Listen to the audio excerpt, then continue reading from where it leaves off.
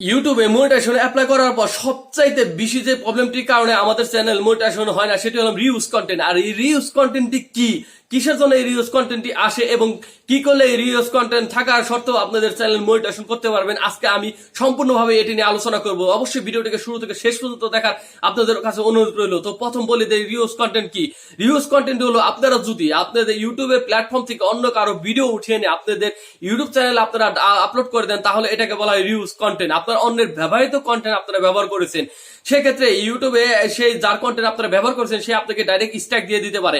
এবং ইউটিউবের আপডেটের কারণে ইউটিউব সেখানে যদি সে যার কন্টেন্ট ব্যবহার করেছেন সে যদি স্ট্রাইক নাও দেয়, আপনারা যদি সেখান থেকে আপনাদের ভালো ওয়াচ টাইম পূরণ হয়ে যায় এবং আপনারা মনিটাইজেশনের জন্য অ্যাপ্লাই করেন, তাহলে ইউটিউবে সেই আইডি ম্যাচিং হওয়ার কারণে যেন আপনার আগে এই ভিডিওটি আপলোড করা হয়েছে সেই আইডি ম্যাচিং হওয়ার কারণে ইউটিউব আপনাদের রিউজ কন্টেন্ট ধরে আপনাদের চ্যানেল মনিটাইজেশন করতে দেয় না এবং সেই প্রবলেমের কারণে আপনাদের চ্যানেল কখনো মনিটাইজেশন হবে না। এবং আমরা রিউজ কন্টেন্ট আসার পর আপনারা কি করবেন, সাপোজ আপনারা যারা রোস্টার ভিডিও রয়েছে তাদের ক্ষেত্রে অন্যের ক্লিপ তাদের ব্যবহার করতে হয়, কারণ রোস্টিং এর ক্ষেত্রে এটা কাজে লাগে। কিন্তু তাদের যদি মনিটাইজেশন অ্যাপ্লাই করার পর সেটা এসে পড়ে, তাহলে তারা কি করবে, সেই কারণে তারা করবে তাদের 30 দিনের পরে একটা অ্যাপ্লাই করার অন্যভাবে সুযোগ দেওয়া হয়েছে যে মনিটাইজেশন অ্যাপ্লাই করতে পারবে আপনারা 30 দিন পরে।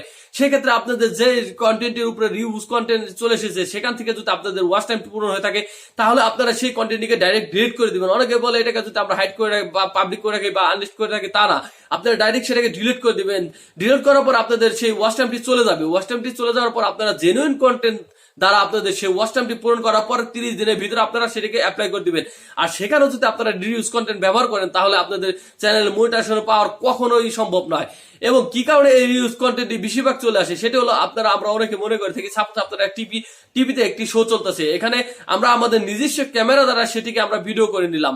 ভিডিও করার ক্ষেত্রে আমরা মনে করে নিলাম এটা আমাদের নিজস্ব কন্টেন্ট। আসলে ভাই এটা আপনাদের নিজস্ব কন্টেন্ট না, এটা আসলে যে প্রোগ্রামার রয়েছে তার কন্টেন্ট। এটি আপনারা যদি করে থাকেন তাহলে আপনাদের অবশ্যই রিউজ কন্টেন্ট চলে আসবে। এমনকি কিছু কিছু ক্ষেত্রে স্ট্রাইক পরস্পর 3টে আসার কারণে চ্যানেলটি পুরো ডিলিট হয়ে যায়।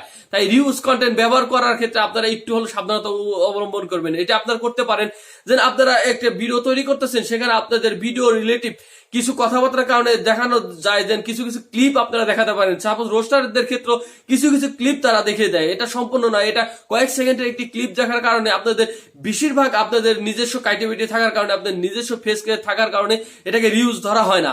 তার পরবর্তীতে যদি আপনাদের ভুল ক্রমে আপনাদের রিউজ কন্টেন্ট হয়, সেখানে আপনারা নিজস্ব ভিডিও তৈরি করে ইউটিউবের কাছে আপনারা পাঠিয়ে দিতে পারেন যে এটা আমার নিজস্ব ভিডিও, এখানে আমার বেশিরভাগ ক্ষেত্রে 100% এর ক্ষেত্রে 90% আমার নিজস্ব কন্টেন্ট রয়েছে এবং 10% আমি আমার কন্টেন্টের ব্যবহারের ক্ষেত্রে এটা আমি করেছি, এর জন্য ইউটিউব আপনাদেরকে রিউজ কন্টেন্টটি সরিয়েও দিতে পারে। তাই আপনারা অন্যের কন্টেন্ট কখনোই কপি করবেন, আপনারা নিজস্ব কন্টেন্ট ইউটিউবে আপলোড করার চেষ্টা করুন, তাহলে এই রিউজের আর কোনো ঝামেলাই থাকবে না। তো আশা করি এই ভিডিও থেকে আপনারা একটু হলেও বুঝতে পেরেছেন যে কি কারণে রিউজ কন্টেন্ট আসে এবং কিভাবে এটাকে সরিয়ে নিতে পারবেন।